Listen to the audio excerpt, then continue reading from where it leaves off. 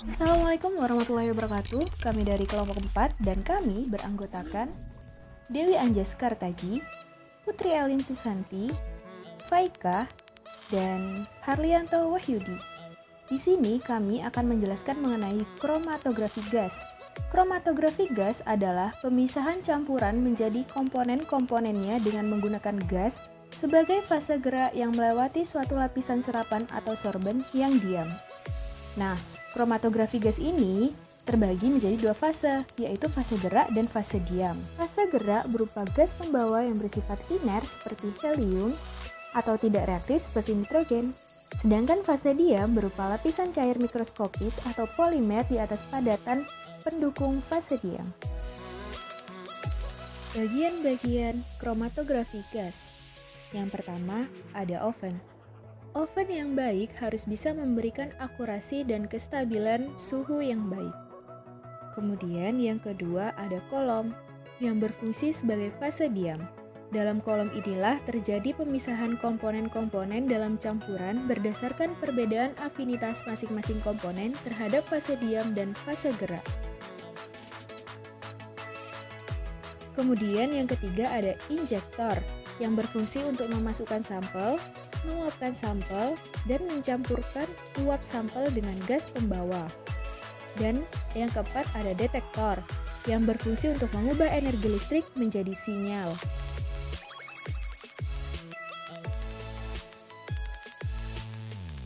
Kemudian yang kelima ada sistem gas pembawa. Gas pembawa ini yang akan membawa uap sampel masuk ke dalam kolom untuk dipisah. Kemudian yang keenam ada sistem pengolahan data yang berfungsi sebagai pengatur sistem instrumen dan pengolahan data untuk analisis kualitatif maupun kuantitatif. Cara kerja kromatografi gas.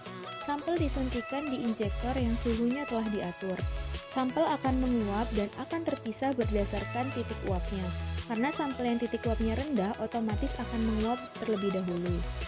Sampel yang telah menjadi uap dibawa oleh aliran gas menuju kolom, sehingga komponen akan terabsorpsi oleh fase diam sampai terjadi pemisahan.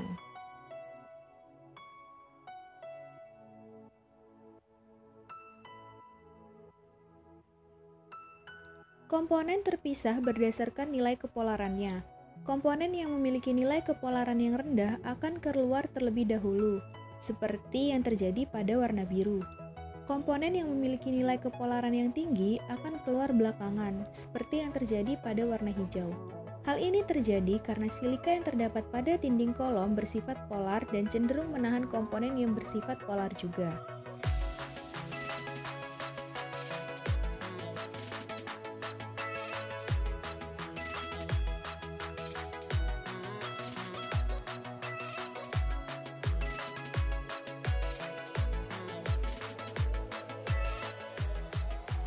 Komponen yang terpisah selanjutnya menuju detektor, yang kemudian akan dihasilkan sinyal listrik yang besarnya personal. Sinyal listrik tersebut akan diperkuat oleh amplifier. Kemudian, kromatogram akan dicatat oleh recorder berupa grafik.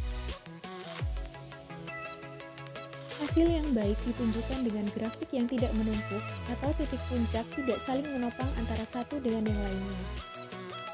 Dan di sini kami mengambil contoh dari sebuah jurnal yang berjudul Analisis Asam Valproat dalam Plasma secara Kromatografi Gas yang ditulis oleh Ani Susanti, Yahdina Harahap, dan Harmita dari Universitas Indonesia Fakultas MIPA Departemen Farmasi.